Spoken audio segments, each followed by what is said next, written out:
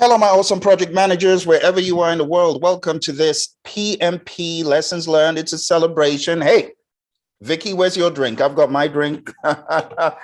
Oh my goodness, you got no idea. Good, good. And of course, Nicole's got her drink there. She's already started the celebration. Here we go. I am so excited, Vicki. This is full circle. We've been on this journey together. For those our friends on YouTube, you may not understand what it means to go through preparing for the PMP exam for over 365 days. My awesome alumni here. I'm really happy to be able to call her an alumni now.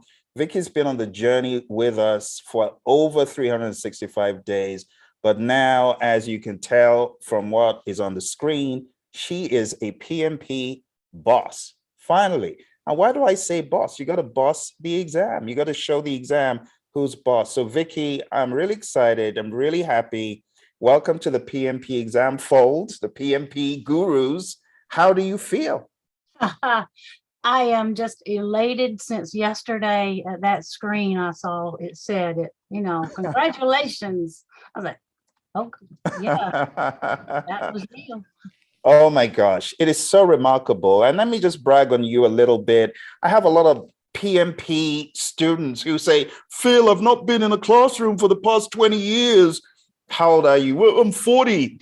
And they moan and complain that they can't get on top of things. But you have celebrated 7 decades recently, right, Vicki? Yes, in March.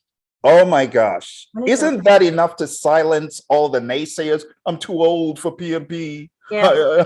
I can't do it, Phil. My brain cells are gone. What do you have to say to those friends, Vicki?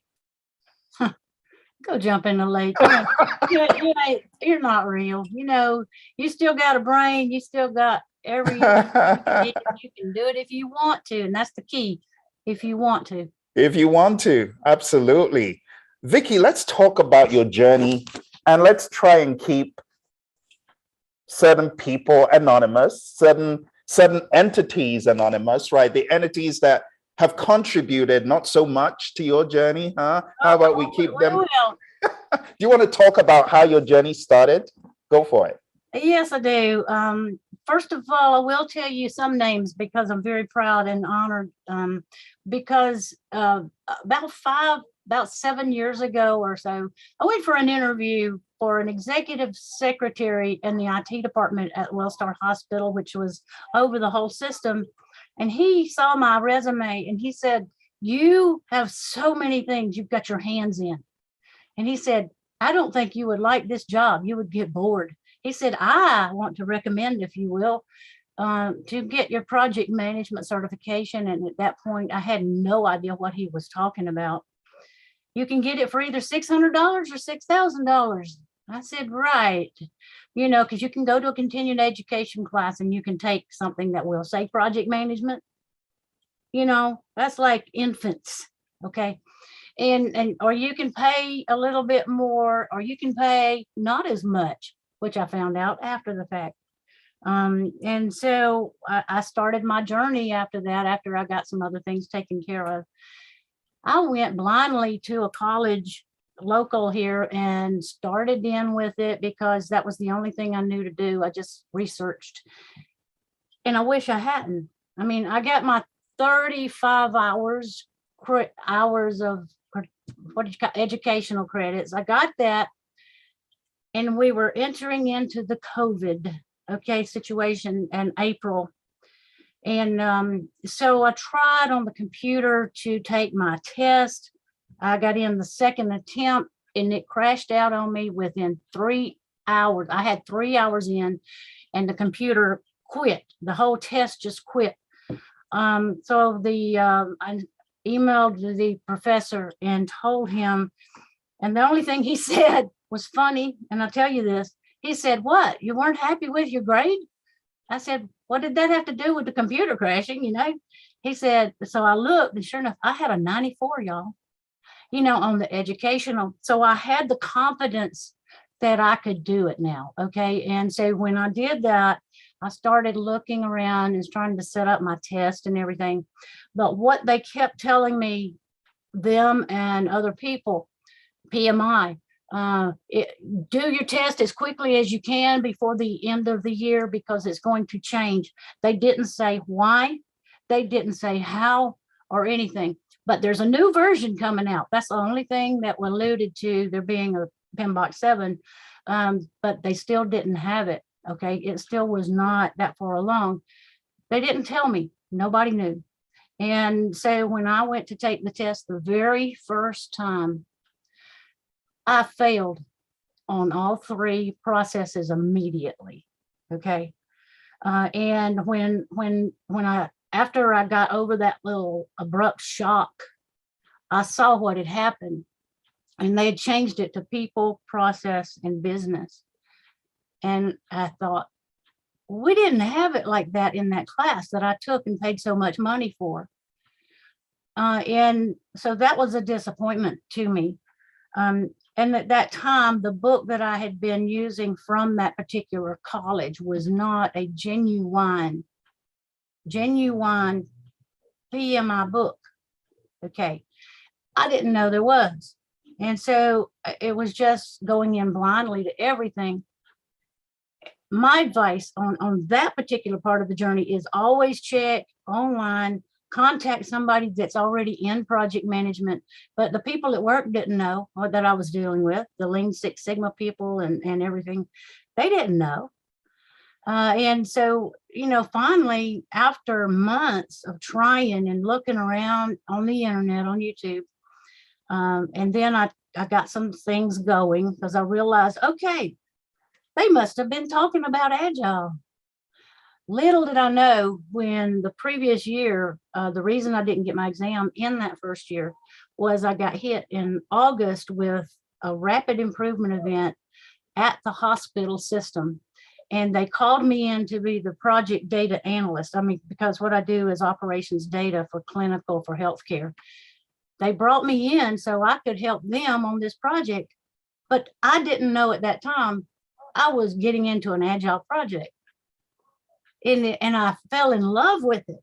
Okay. I fell in love with the way the processes were going. And I thought, whoever invented this, they were smart. You know, it didn't remind me of all those 49 processes, you know, those annoying things. And so when I was in this from August to the end of December to get patients out of the hospital quicker at the end of the day, you know, don't wait to the last minute and order an exam, that kind of thing. So that's what we were doing. We did gimbal walks that I was not familiar with, and we put stickers all over the board, and I didn't know what it was at that time. I didn't know it was called Kanban board or anything, but I fell in love with it. And it was more to our real life situations that we go through now. You can have all the technical information or education that you want, but until you use your common sense and your reality of what this is doing, it's not going to apply in life, right, Phil? Absolutely. You know, So that's very nice to know that you found practical, pragmatic use of what you have been learning, right? Even before the course was over. Yeah. Right. And so when I looked, and all of a sudden one day, you know, I mean, I went for my second test because I thought I had enough. I studied whatever that word it said, those words, and I failed again, y'all. We're talking about the Agile PMP 2021 exam, because a lot of naysayers say people would never fail the PMP exam anymore.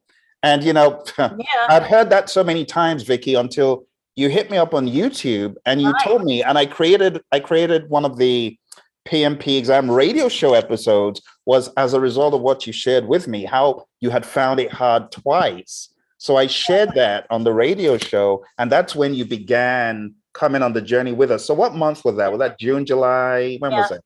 It was about then, and because I wanted to take it for August, you know, I mean, I think it was in August when I went back for the test.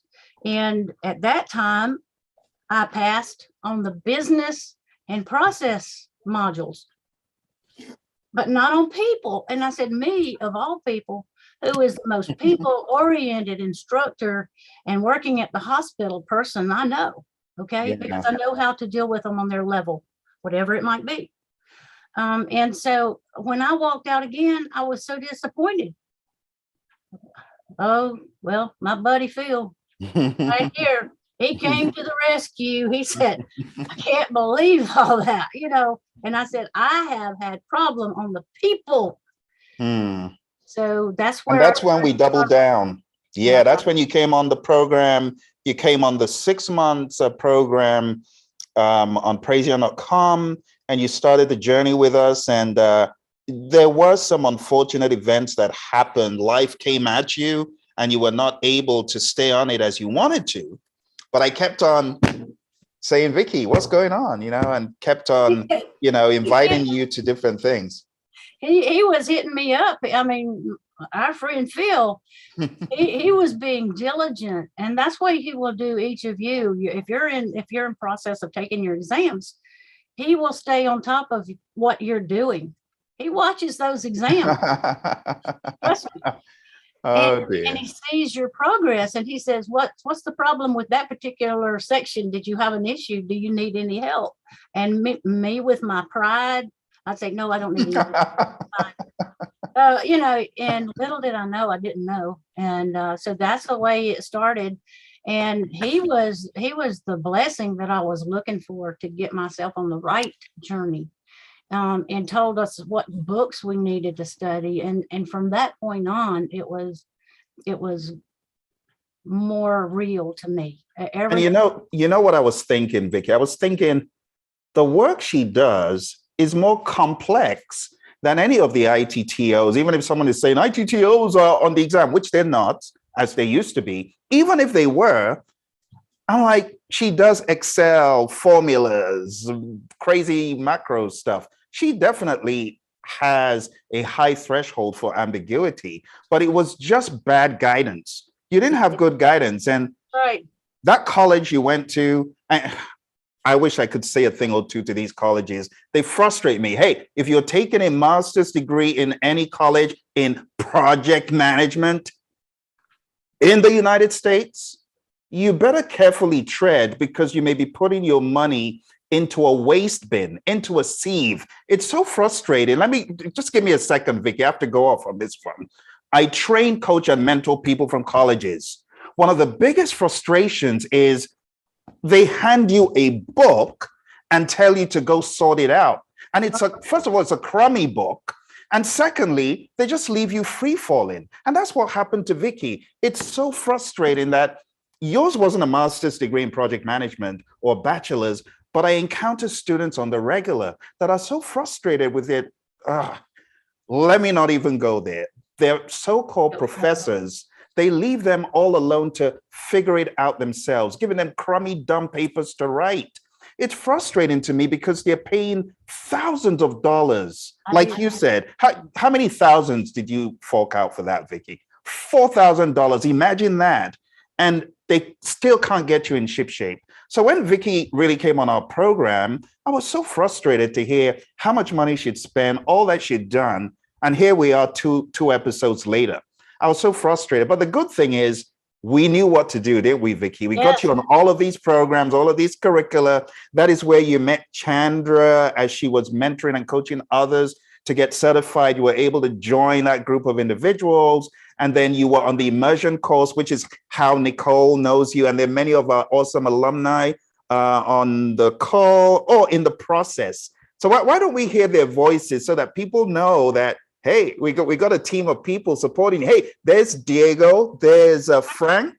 Do you want to come on and say a quick hello, folks? You want to just give a shout out to Vicki for the awesome job she's done? Hey, Vicki, it's Diego. Hey, your story is encouraging. So I want to thank you for being honest, transparent, and for keep pursuing your dreams. So I'm in the same journey. So hopefully I can be on the same setting in a couple more months. But hey, congrats again. Bye-bye. That's right, Diego. And the other thing, the little phrase I use is without vision, the people perish.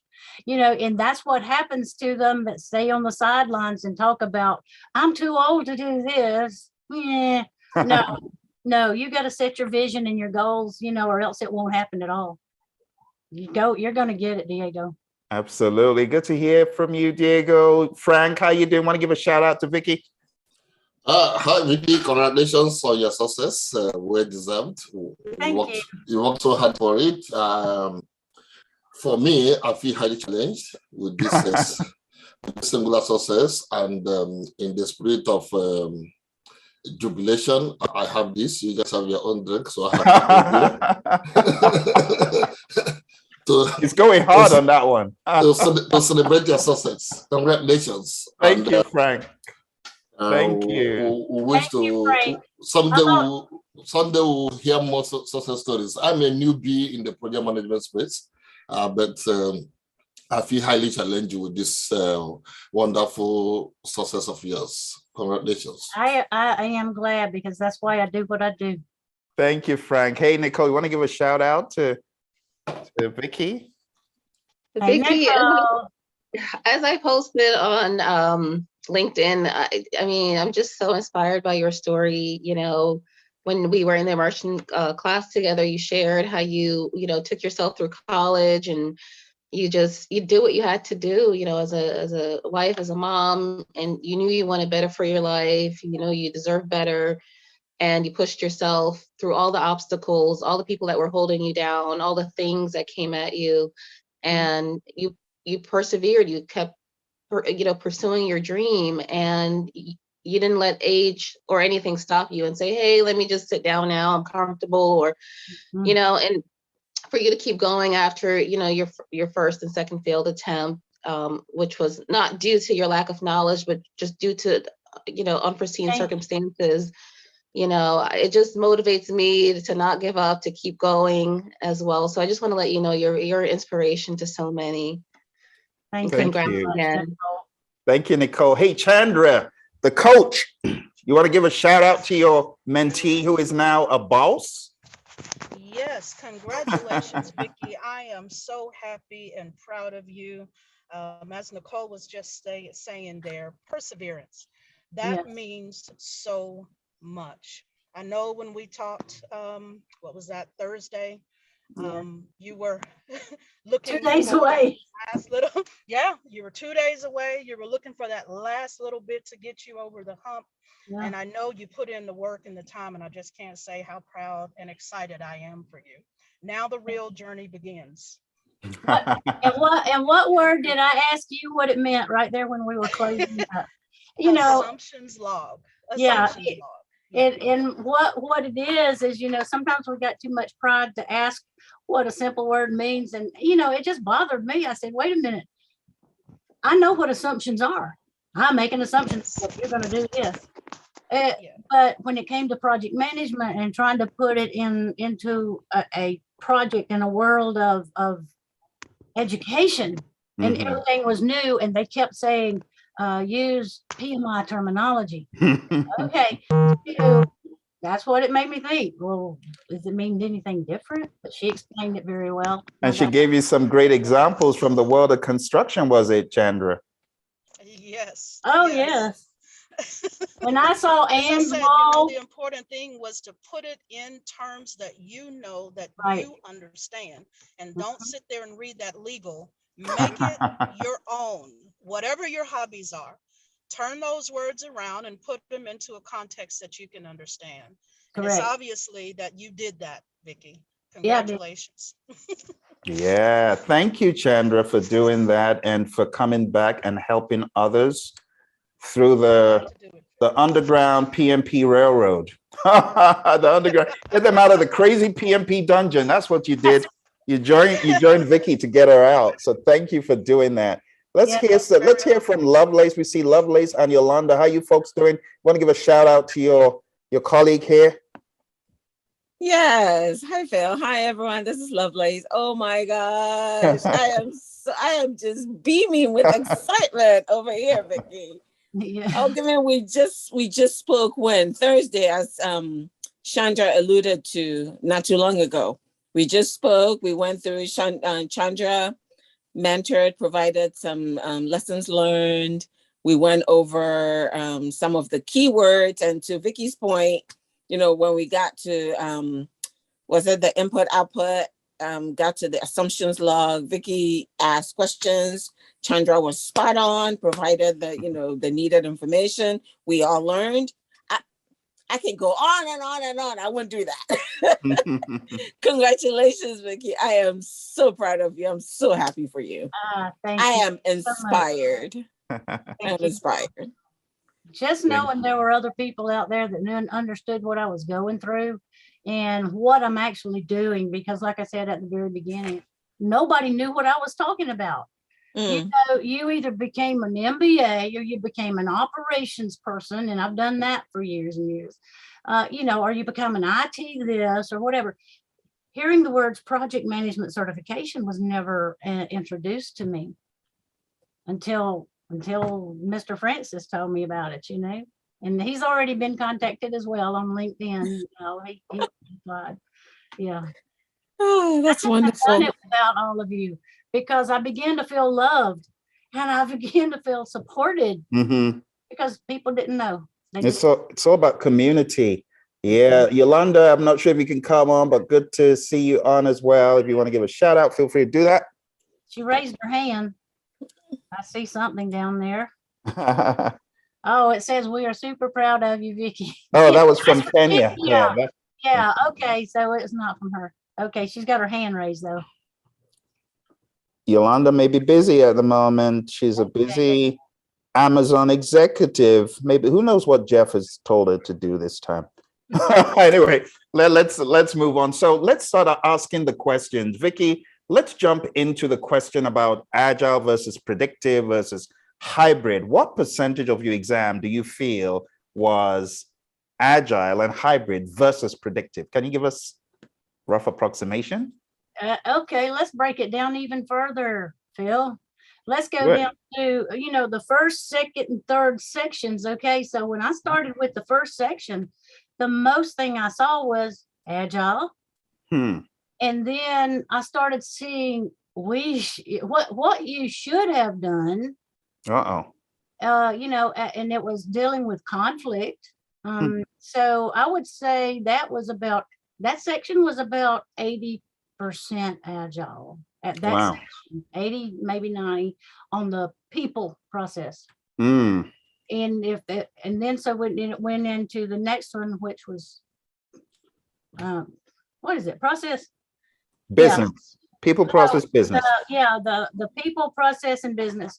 So when I started getting that, the technology started changing a little bit. I mean, the words and terminology changing a little bit, and it was becoming a little more difficult, but it was still about 60 or 70% agile, maybe 80.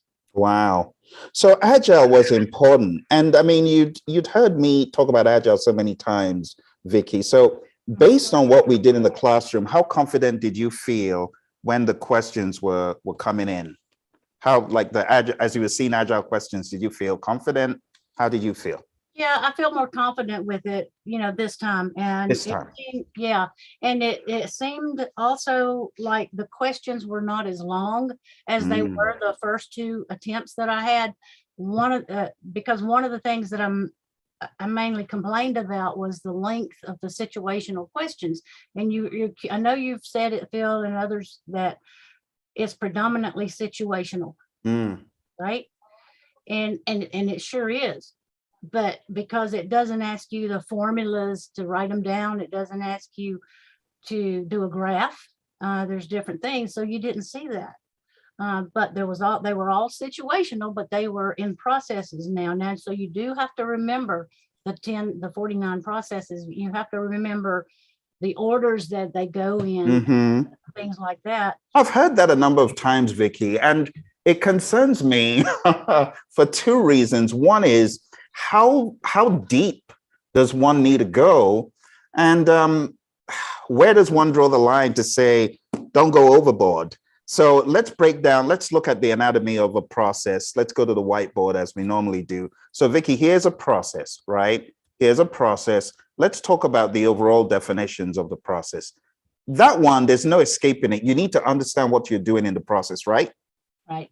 And then you need to know the order of the process. So if there's a P1 and there's a P2, you need to have that mindset of what follows what, right? That's what you're saying, right? And then when it comes to all of this minutia that goes into, the things that go in, the things that go out, and the tools and techniques, how much is too much, Vicki? Can you just advise based on your experience, how much is too much? Don't try to read, I know you're probably not going to like what I say. Don't just sit there and look at that chart that they have in PMBOK where it shows you the processes, because you're not getting into the meat of what's going on. You're just looking at words that follow one order, right after the other one. But you start believing in what's going on over here, and if you put it in an analogy that what's going on, you're gonna get it. So I would say, you just need to calm it down, I guess, instead of being so intensive. You've got to know them, but you just got to know the situation of the process. And that's what it was doing. It was a situational question that asked it. And that way you could put the process and say, no, that didn't come first. This comes first, or that comes first. And it would ask you documentation purpose, what documents you should have gotten, what you should have gotten. That's what I saw, what you should have done. So gotcha, Vicki. So you're saying this is not the answer. Don't sit here like a zombie trying to cram this whole thing. Right. Instead, understand what is going on and make it practical to a real project so you can explain it from any angle, right? Right. So what did I do? What did I do with all that, Phil? Tell me. I used the roadmap. The roadmap. And that roadmap is really more from the people, process, business, but it's showing you the order of things and taking some correlation of what exactly happens in the page 25 that we just looked at. So it's really like seeing this in a roadmap and saying, what is the sensible sequence of things, as opposed to just cramming the table and writing it out. Yeah. Yes. You can follow that book if you need to look at it, because Phil and I got into a conversation last night about the way that it's set up in the, what's it called? The outline? The outline. Yeah. When you're looking at the outline that they have preached at me for 2 years, what it does is it's out of order, and I couldn't get it. I said, why is it out of order and it doesn't even tell you where to go? So let's talk about that, Vicki, just for context. You and I have talked about this before, but let's look at the craziness of putting things that you want PMs to think about out of order. It's ridiculous. So who in their right mind is going to immediately start managing conflict as the first thing in people, except they've got a Jekyll and Hyde problem, right? Except they're so inebriated, they're at conflict with themselves. Who starts off a project and says, manage conflict? So what Vicki's saying is, in our course, in the Immersion course, we started rearranging stuff. And Roy and I, we came up with the idea of rearranging stuff so that it follows the sensibilities of things and helps people to digest it. So that's how you absorb the content, Vicki, isn't it? That's exactly what I needed. It began to make sense at that point because I could follow the processes easier. And you could know what exactly the PMI was looking for from you. Right. So let's talk about the exam. So Vicki gets into the exam, she sits down and sees question 1. What happened when you saw the first question? Well, it was shorter than I thought it was going to be. And instead of having 5 lines to explain what the situation was, it might have had 3. So it was a little bit easier and it wasn't as intimidating. And do you think, Vicki, you've been through our training, you've done so much stuff online. My goodness, you took that mock exam. Yeah, and let me brag on you for a second, because I know Chandra started telling people, don't take the mock exam once, take it multiple times. I was really happy that you jumped in that 180 question mark and you took it repeatedly. And I saw a 90 something. I'm like, wow, she's gone hardcore. This is it. She's got it. It's in the bag. Because you did it a number of times. And you telling me that when you got into the real test, you're like, I was expecting something more That's ferocious. exactly right. And let me brag on you further to say it was all above targets, which was night and day compared to last year, the last 2 attempts that you had. So you really put in the time, the effort, and the energy, and it's no surprise, right? Hard work and directed work through an expert, it pays off. So let's talk about the pacing. I personally read slow. I don't know about you. Are you a slow reader or fast reader, Vicki? I can read fast because I am a speed reader. Okay, I can read it, but does it mean I'm catching the details that I need to to study? I learned that from my youngest son. You know, where they're diagnosed with attention deficit disorder when he was in junior high. And they told me, they said, read they said what they taught him was that we had to go to summer school, and the teacher said, does he speed up when he's playing drums when y'all are playing? You can associate with this, Phil. And I said, yes, he does. He was, 14, you know, he was 14. And so he speeds up. Well, that's what happens in our brain. We're trying to hurry up and get through it, right? Well, what he was doing, she said, if she gave him 3 paragraphs to read and then answer a question, she said she gave him the first paragraph and asked him a question. Then she read the second paragraph and gave him a question because he was trying to read it so fast, you know. So your body is getting into that, your head is getting into that speed reading mode. If you're speed reading, I also saw something, Phil, I think that you had, I saw it this week. It said, study the first line, look at the first line, look at the middle, and then look at the end. Right? Right. Okay. So what I found myself doing was, okay, I skim it, I speed read it, you know, the few lines. Then I started at the very bottom. I saw the question. I would read the question. So I highlighted it on the screen.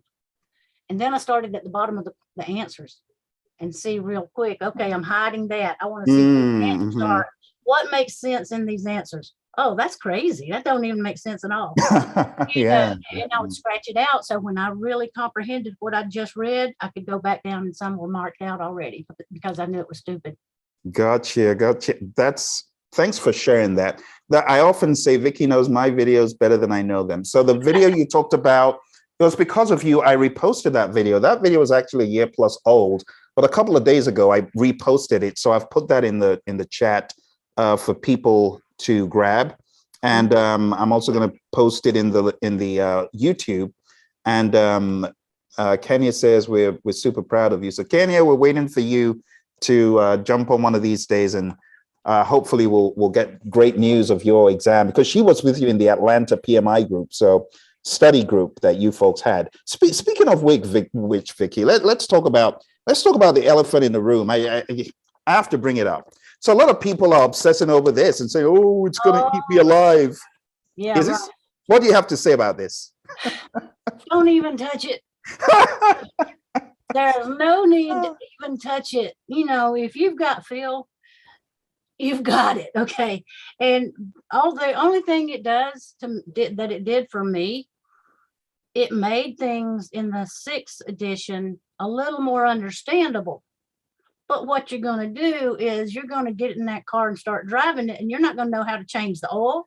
You're not going to know whether the tire's going flat or what is that light for, because it doesn't go into any kind of details to tell you what is this paragraph about. Exactly. It tells you to be nice to people, right? So it's good. It's a good overall. This is how you should be as a project manager. Principles. What you do in your meeting room. Yeah.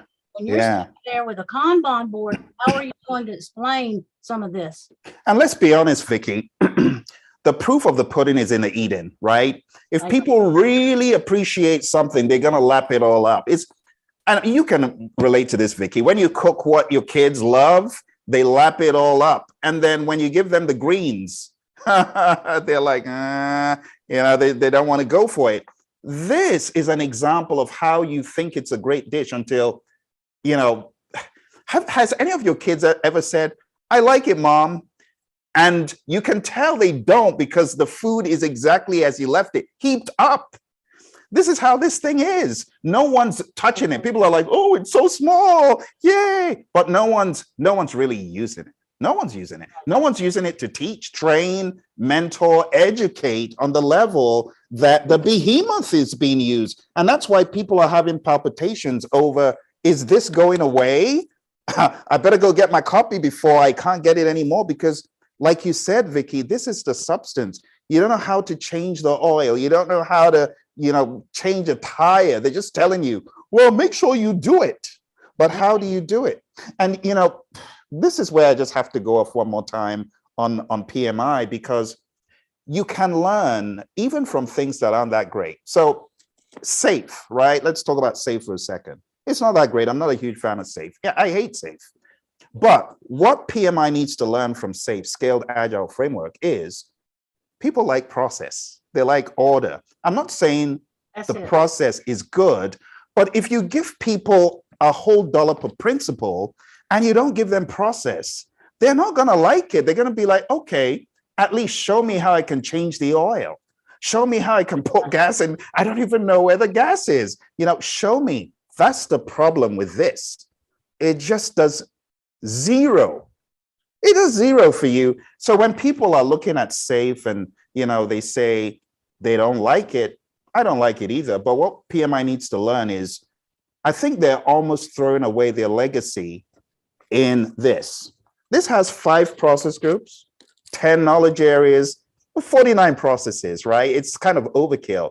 But if they had preserved that, more people would have understood and found value from this, like SAFE. It has so much redundancy in the, it's almost like waterfall in sprints, and the people who are the SAFE fans, I don't care. They can say whatever they like. I hate SAFE, but we can learn something from what isn't that great, in my mind, because I don't believe you can scale Agile. I believe you can scale a framework, but you can't scale a mindset. People either have the mindset or they don't.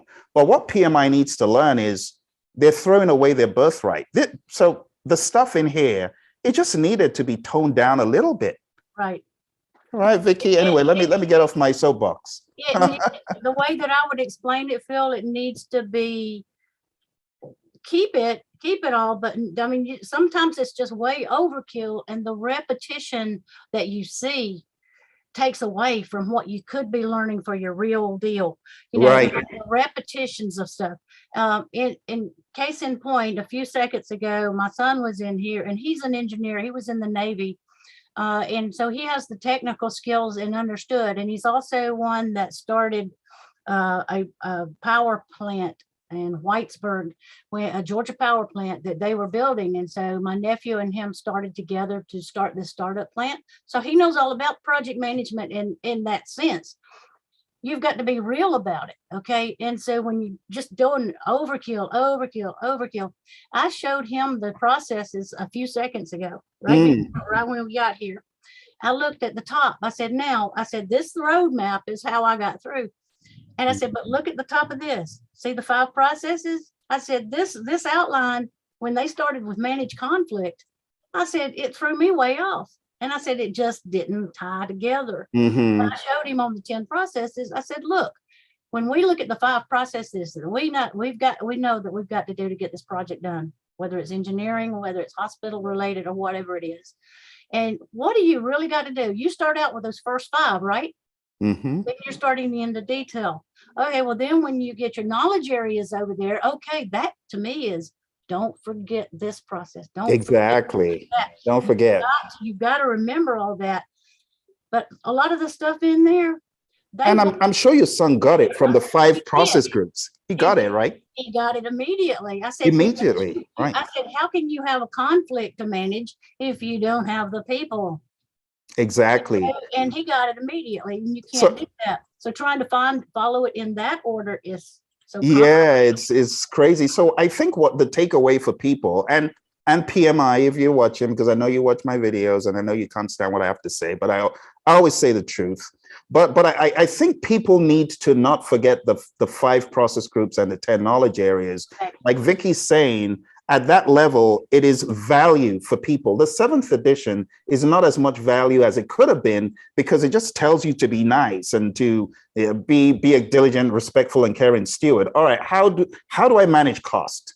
Just tell me, just give me an idea. Just give me a direction instead of just leaving me free falling. So for those who are new to this whole dialogue, my recommendation is downloading this free cheat sheet and just get the essence of what is being done. Yeah. Instead of looking at page 25 blind, and you probably know this, Vicki, you've seen this one. So this just breaks it down into easy to understand English, right? So I'm going to take this and put this in the chat. But then again, I want to go back to what Vicki was saying about this roadmap, because then you have to take what is on page 25 and you have to make sense of it in logical order, like what I'm showing on the screen right here. This is how you actually would do it in the real world, right? And then when you get to the exam, it just becomes a natural flow of, all right, I know where this is in the process. I do this early, or I do this late, or I do this midway along the way, and stuff such as that. So Vicki, tell us, how many breaks did you end up taking in the exam? And did you feel stressed at the end of each section? Sort of, but I was going along. What I did, I started setting my pace, looking at the clock, because the first thing I asked them in the reception area, I said, do you know how it breaks down, what time you're taking a break, which questions, how many questions is it doing per section, or is it doing per minute? There was nothing about the sections that they did. Each one of them had 60 or 61. So that gave me the idea then. I didn't know that at first. Okay. I mean, I got my little whiteboard thing that they gave me, and I counted up, okay, I just did 61 questions. I wrote that down. Then I saw how many were left, and I said, okay, somehow that group is going to be divided, and I have another break in between. I didn't know it was going to be identically the same number, 61. When you're looking at that, you can pace yourself a little bit easier. So the questions seem to be the same length in the situation. Okay. In the first section. In the second section, it got a little bit more lengthy. And in the third section, even so. And that's where it got kind of scary. It's like, that's where you need to know those processes in the business world and what happens in business and contracts or something. But I started pacing. I looked at that clock and I could figure it out. Okay, I'm in what minutes right now? And the second part, at least you've got, it's sort of like burn down and burn up charts. Okay, you push that, I've already got that many done. And you can see, okay, I need to calm down a little bit. And slow down, because I got a little bit of time, you know. How many minutes did you have at the end of it all, like, left? I surprised myself. I tell you what, that sounds Southern too, doesn't it? I mean, I just out there. But what happens is you're scared at the very beginning, because you know that there are 280 questions. Now the other, I think that's what it was, isn't it? 280 or 180, whatever. Okay. But at first, you're kind of like, how am I going to get that many done in that many minutes? I had 4 minutes left. Wow. I didn't, in the first attempt and second attempt, I still had maybe 20 or 40 left when I took it the first time. And then the second time I took it and just went through and answered questions as quick as I could, because I knew to answer them all. But this time I didn't have that kind of feeling of pressure, because I was moving right along smoothly and just stayed diligent. Well done. I'm so proud, Vicki. So talking about the quiz, the mock exams that you took with us, did you find those to be more challenging than the real one, or what? Yes, I did. Yes, I did at first. I mean, that's what I found out, you know, until you do it over and over. And that's where the key was developing your speed doing those mock exams. But do this as a favor to yourself. The way that I did it, when he asked me one day, he says, why haven't you finished the mock exam? I said, well, because I've been doing it on paper. And so what that does, give yourself a chance, to look at the quiz itself. You're being timed, it's going to stop on you and all that. So you feel a little pressure.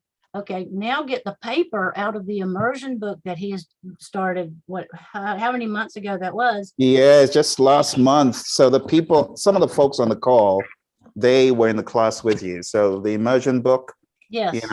you did all of the quizzes in there as well and hit some of those things. So that's what you want to do, is interject paper quizzes. You can comprehend the question better, even if you have to change your words in there yourself. I know what that means. You'll get a better grasp of it because you're not trying to rush through the question. Yeah. And that way you can pick the answer and you can look, and it just helps you a lot. So then when you go back to take the timed quiz that he has in there, you're more familiar with the patterns, you're more familiar with the way it sets up the questions. Absolutely.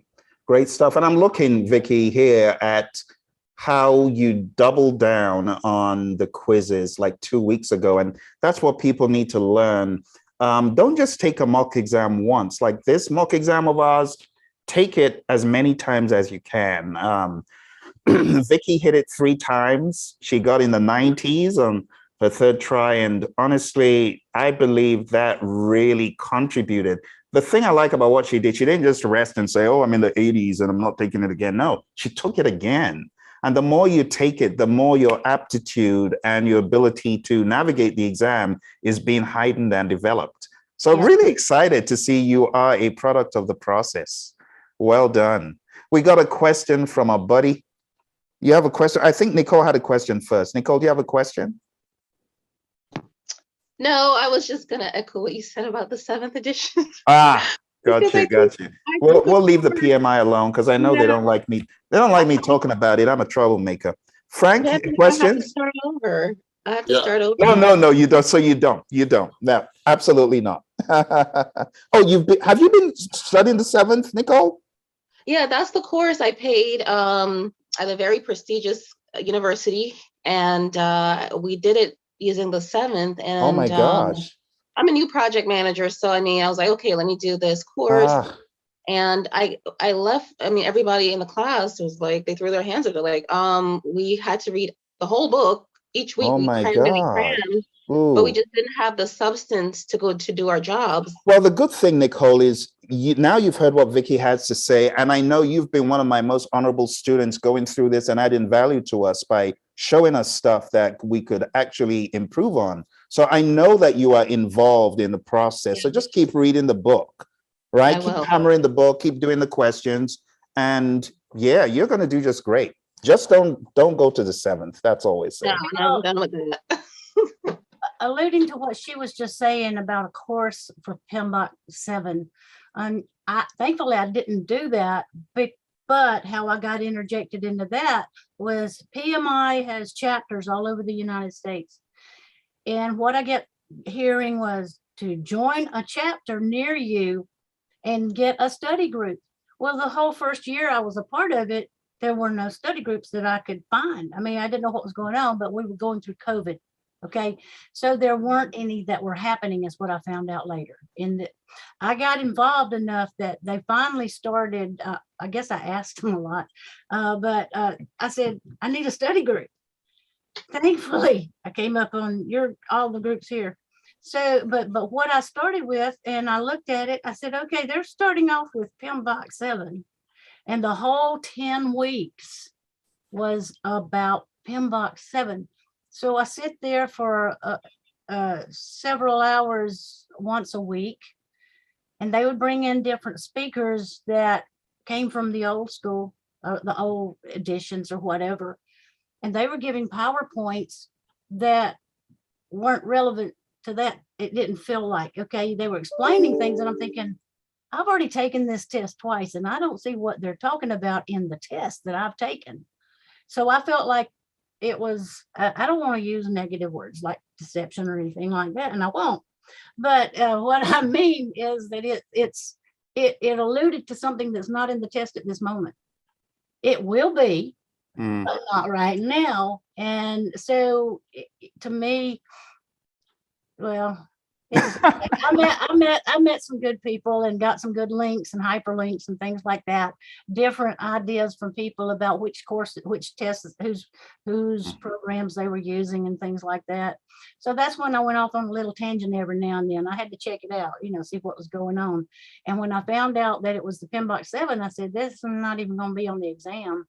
And here I was in that group, Nicole, and it's not really on there. But you're going to need it it depends on how long you're going to wait before you take the exam. And just so you know, Vicki, I'm keeping an eye on the YouTube chat, and Kenya is just being honest and saying she concurs with you, and it's true. And people don't like hearing the truth. They think PMI is made up of little GODs that never make a mistake. No, people make mistakes in organizations. If Steve Jobs could make a mistake and be fired from his own company, people need to wake up and smell the coffee. PMI has made huge blunders in coming out with this. It's half baked. Anyway, let's just move on because it's not. We know no value. But Nicole, thank you for sharing that. Frank, did you have a question? Or should we get together after and talk about it? Should I give you a call? Do give me a call, but I have a question for here. I know, Vicki, what you said about the PMBOK is sometimes we feel good when we hear what we want to hear. So I do not have plan to read them. I think I mentioned that yesterday in first class. You did. I do not have intention to read them. My intention is to concentrate fully on the classes of field. I don't intend to miss any class or any session like this to pick some values. And if at the end of the day I'm successful with the exam, I recognize that Phil has said that the 6th edition is the end thing. I don't plan to read it, but when I qualify, I'll make Which pages, Frank, did I tell you to read yesterday? Did you make a note? Page 5. 5 to 3 to 563 or something like that. 563 to 635. Yes. What did I say you should do? Find a quiet place, speed read it. Just like Vicki said, she speed read it, and that's why I put the video in the chat. Yeah. So if you are my brother from the same mother, which you are in some way, I would say, bro, pick up that thing. What's it gonna cost you to spend 4 hours in a library? Just say, this crazy guy failed. My crazy brother feels that I need to read this thing. Let me go into the library, lock myself up for 4 hours and speed read this thing. Just do it. Because I wouldn't want us to lose money in the family. You get what I mean? And this is a family right here. Like Vicki is my sister. People don't know. Yeah. We're brother and sister. So I don't want anyone to waste their money. Yeah. Read the thing. I know it might feel torturous, but I got to be honest with you. In all of the organizations I've been to, all of the government agencies like NASA, the FBI, the US Army, the Air Force, when I go into companies and I advise them on what I think they could do in project management, it's not from head knowledge and it's not from experience alone. It's knowing the intricacies of the behemoth, and it's knowing the intricacies of this thing right here. These two, I've gotten to the point I don't even need to open them. I can tell you the pages where everything is. That is not because I'm a trainer, but it's because I truly believe in adding value to companies I'm associated with. If you really want to go, Vicki. Which one would you rather get on a missile be an astronaut with? Would you want to have the knowledge of the PMBOK 6 or 7? Oh, please, Vicki, of course. Let me tell you what people, you know what people don't know? You know what people don't know, Vicki? The 6th edition is not without Agile. People often blast the 6th edition. It's too big, it's useless. It's a big hairy monster. I didn't even open it. Well, shame on you, PMP, if you didn't even open it. If you heard your buddy Phil talk about it. Now, let me show you where the gold is. If you open up every chapter from chapter 4 forward, oh my goodness. I've been on my soapbox too long because there's a question that I need to get to from Chandra that we're going to get to. But let me get off my soapbox on this one and we'll get to it.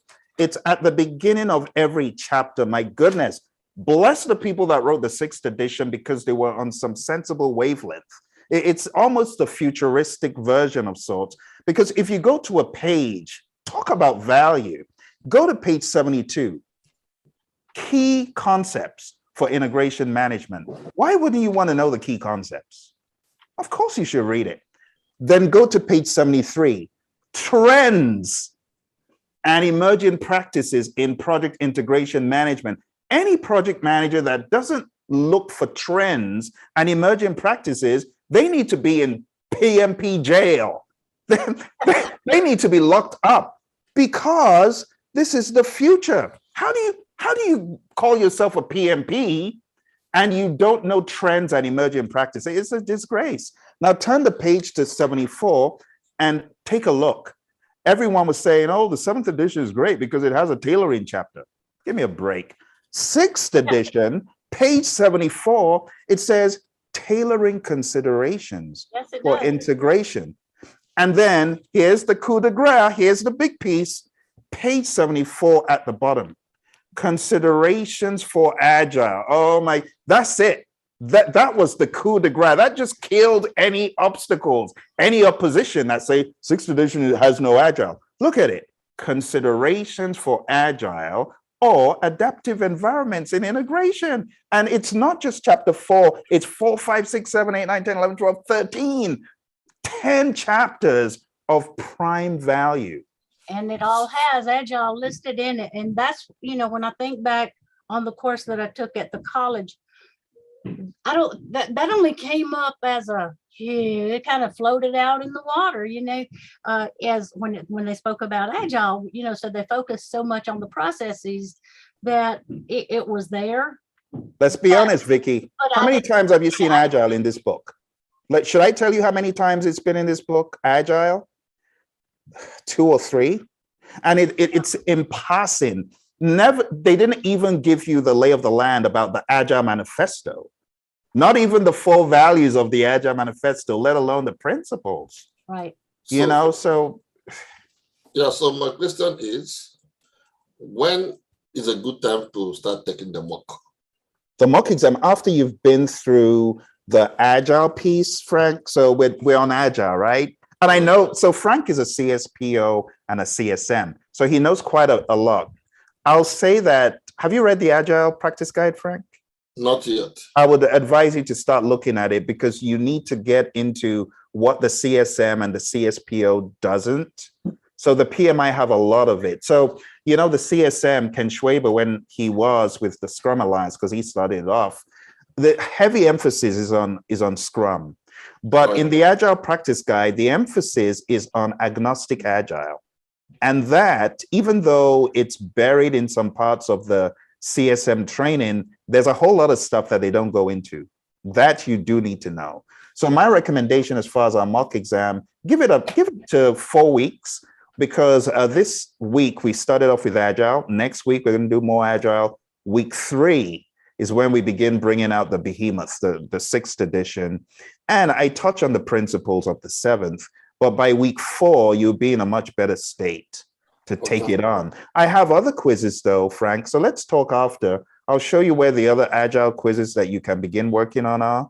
And I saw some that is, I think, beginner, intermediate. Yeah. Play with that and get 100 on those, and just do all of them. You'll be in great shape. 100. But, okay, I did the intermediate today. I think I got 88. I'll do it again. Nice. Do it. Very good. But Vicki has been on the journey for quite a while, and she was following all sorts of quizzes. We have 49 quizzes for each process in the learning system. So all of that stuff she did. But I know folks here are looking to get some knowledge and some information about the exam. So if you've got any questions, you can start asking them. I want to talk about a question that came in, a reminder from Chandra. And the reminder is really about your accessibility experience with Pearson. So here's the deal. My gosh. If you open up the PMP exam, this is going to be a long session. I'm sorry.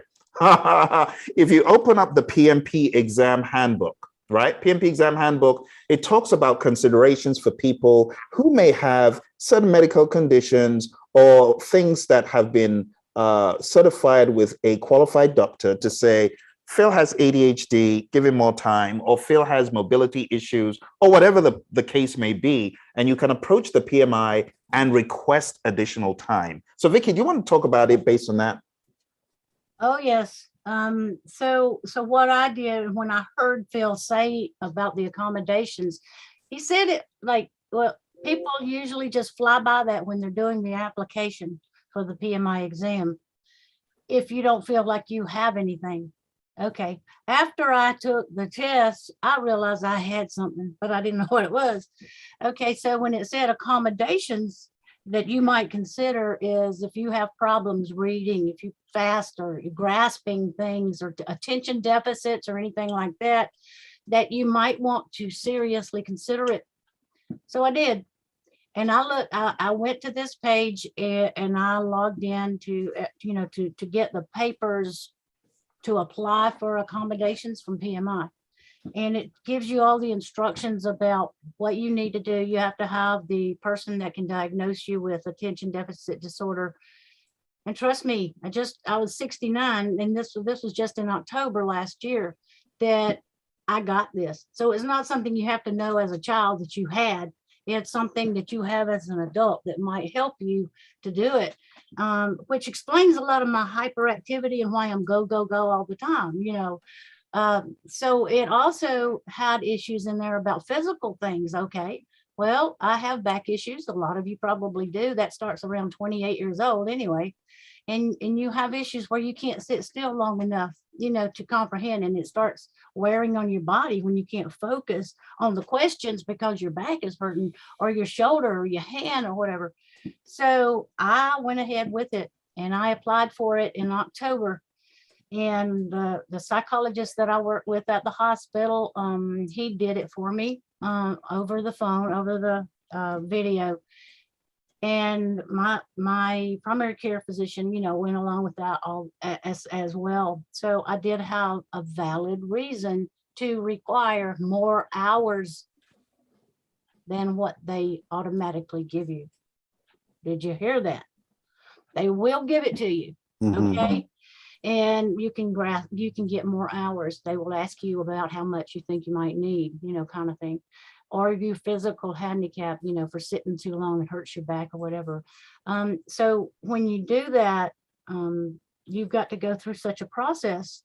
And I submitted all the documents. I actually was doing it on one of the PMI chat messages, and on the 25th of October, and they got all the documentations. They said, oh yes, we've got it all. I processed it right through the chat instead of sending it by email. And they got it. I checked back on the 28th. They had it. They said it's good. Okay. That was in October. Last week, I went ahead to check to see if everything was copacetic. Do you have this? Do you have that? I didn't even have an email from them that I had received, except for one that said they got it on the 28th. They said they had to go through this 5 business days in a review board to see if I got approved. And I didn't hear anything. When I got back on the message chat Friday before last, I told this guy, I said, I have already submitted all this and I'm wondering, what do I need to have in my hands when I go to the testing center? He said, nothing. I said, what? He said, we'll take care of this. And so anyway, but you're going to have to wait another 5 business days. I said, you had it since October 25th. And I've got the case number. And I printed that in the chat message. He found it. He pulled 2 more people into that chat message, and the person came on, and my name Mohammed, and he said, everything is good. You've got your accommodations approved on October 28th.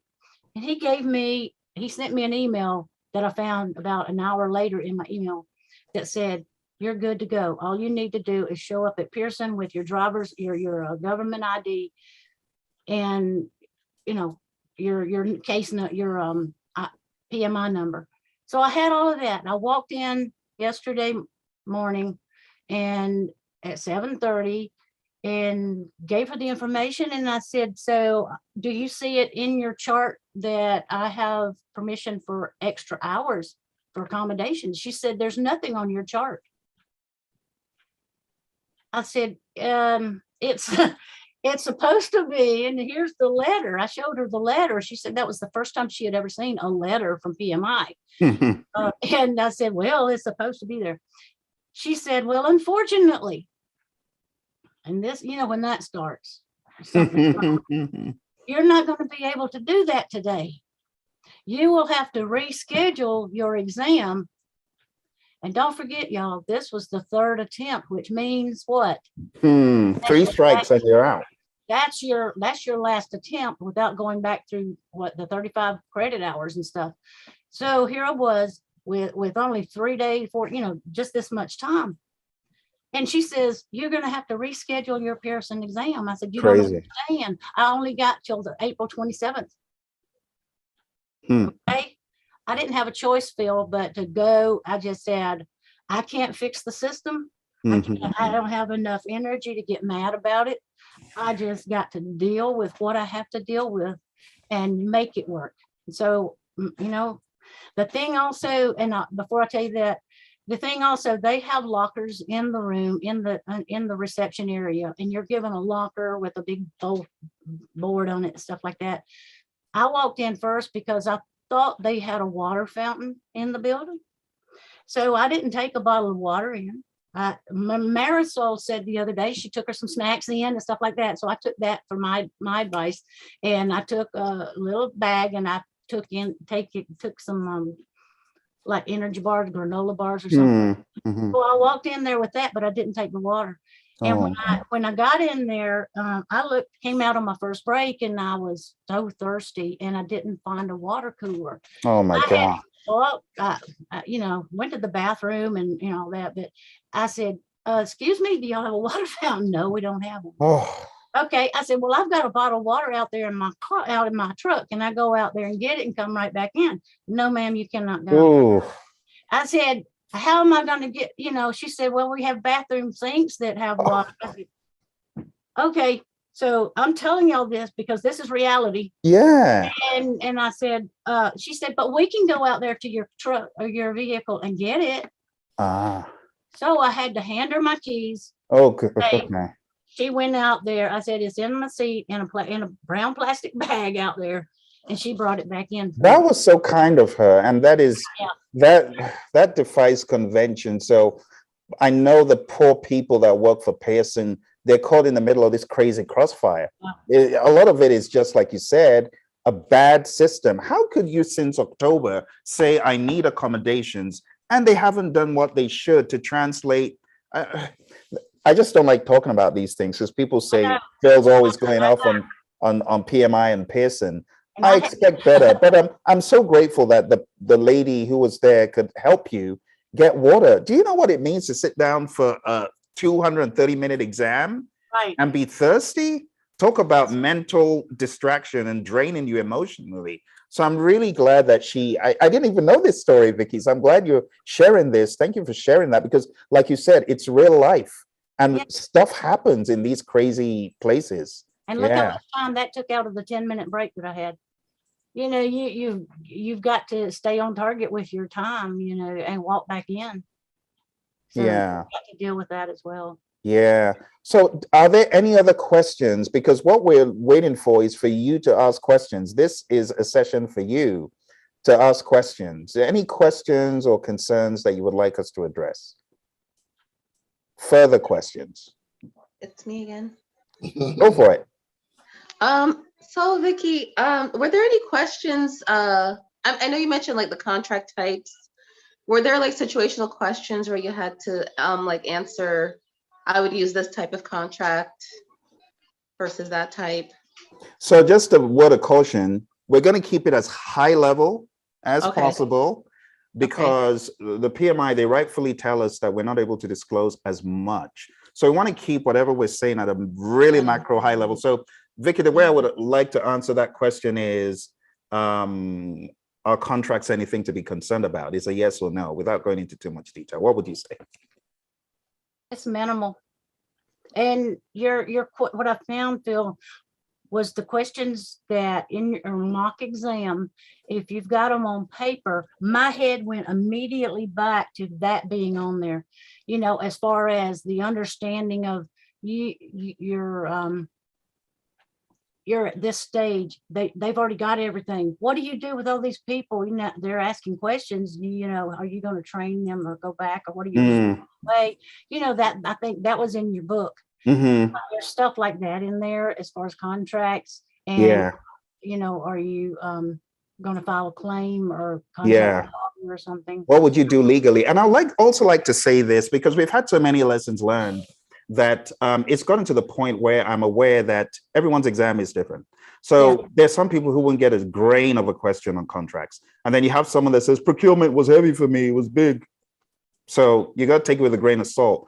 All I will say is, if you're on any of the programs, trust me, if you've heard all that I've had to say within the confines of the program that we're in, pay attention to it. So contracts, I would absolutely know what they are. Fixed price, cost reimbursable, time and materials. Page 77, if you haven't read page 77 in the Agile Practice Guide that has the Agile type of contracts, right? Procurements and contracts, and it goes into quite a bit. And I quite like the coverage here. I would recommend reading it, because everything is fair game. But PMI, they don't take prisoners. So you got to understand the PMP exam question bank is like a bottomless pit of questions. They're always there's always a crazy professor in the lab coming out with more questions. So even if you hear from 5 people and they tell you Agile was 90%, Agile was 70%, you'll always get that outlier, 1 in 5 or 1 in 10, that will say, Phil, without this, I would be toast. I had a student a couple of weeks ago who was on the Immersion program, and this student went in with just an unfortunate mindset. It was an unfortunate mindset. And if you're tuned to the videos on YouTube, you would read his comments. And he said, Phil, the first time it was terrible. I ended up doing a page 25 dump, and that just messed up my head. And everything was messed up. There were other things that happened at Pearson that contributed to his unstable mindset, and he didn't pass it. He failed it. He failed the exam, but he went in 2 days later with a good mindset. Think about that. Think about that. I have to look into the camera. People who are saying, I need to spend another 1 year preparing. No, you don't. You just got the bad mindset going in. He had a bad mindset going in, and he failed. He went in on a Tuesday, failed. Went in on a Thursday and killed it with all above targets. How do you explain that one? The reason why I'm saying this is it's about the mindset. If you're in the right mindset, you could go in with the same amount of knowledge. He didn't study anything different, you know, and his performance, even though he hit our mock exam and he didn't pass it, because I always say, pass our mock before you go into the real thing. He didn't pass our mock, but he got a score that other people have gotten and passed the real exam. So he told me, I'm like, there's definitely something was wrong with the mindset. And he said, yeah, it was the mindset. So to Nicole's question, you could get questions on anything. Just make sure you have the right mindset to tackle it. That's all I'm saying. Make sense? Somebody, I don't know if it was you, Nicole, or somebody else that we were on last week, said they kept asking about the risk. How much was, how many questions were on risk? And she was like, issue. And the main thing I found out was to know the difference between what's a risk and what's an issue, and what stage in the game are you at right now, in that situation. That's a good one to emphasize, Vicki. Any other questions? Any other concerns? I don't want to keep you longer than you need to be here. So if you've got the value you need, you can just hop off and that's fine. But if you have any questions that you want us to address, because Vicki and I can talk from now till tomorrow. I mean, we just talk, and we're both musicians, so we got problems with that as well. So, we've talked about creating a song about the PMP exam, and we both like the blues. So who knows, you might hear BB King remix about the PMP exam or something. But any questions before we jump off, or any comments to finalize this? I want to see who Fabian is. So Fabian is our friend from, Fabian, when did you join us? You want to talk to us? You've been on the journey for a while, and I'm always getting to Fabian's email. Fabian, when are we doing this thing? But I know that life has come at Fabian, and I know that she's been busy, but Fabian is in our Facebook group. Okay. Yes. So Fabian, you want to? Yeah, I'm just listening very quickly. And I'm just tuning in. I haven't I need to get back on the horse, so to speak. So I'm watching you. Wait a minute. I know it. So Let's do it, Fabian. Let's do it. all right. Hit Does me up and Fabian let's have get a you back date on the yet? wagon. Does Fabian have a date yet? I don't have a date yet. That's your Like I holdup. said. Oh That's yeah. your holdup. You've got to get that date. Got to get the date. Yes. So hit me up and let's jump on the wagon again. Any other questions? I don't want to keep you any further if you got the value that you need. Any concerns, comments, ideas? Permit me to drop off at this juncture. Say that again, Frank. Yeah, permit me to leave at this point. Thank you, Frank. Thank you very much. Good to see you, buddy. I'll give you a call and we can touch base on those things. All right. Yeah, sure thing. All right. Take care then. Feel free to contact me as well. Okay. Thank you very much. Anybody, on here, they can contact me. Facebook. Yeah, hit Vicki up on LinkedIn. So you'll find her on LinkedIn. There are not a lot of people with that last name on LinkedIn. Okay. Wise Cup. Cool. She's very wise. All right. All right, my friends. Well, that's about it. We're going to let our friends on YouTube hop off the wagon as well. If there are no further questions, we got Kenya said, how many hours did you study? Weekdays, weekends? Give us a little idea about that, Vicki. How many hours did you study a day on average? Like the last few months leading to D-Day. It depended on whether it was the weekend or the nighttime, because I would come home so exhausted on Monday night through Thursday night, and then Friday I just ready to crash out. Because I work in different hours at the hospital, which is always hard to deal with about putting in 4 hours per day or 2 hours per day. But on the weekends, I could put in anywhere from 5 to 6 hours a day, like on Saturday and Sunday. If I didn't have something that was urgent happening, like when my son was in the hospital, other things, Okay. We got another one from Kenya here. Kenya says, Vicki, did you use your scratch sheet? Did you get a scratch sheet?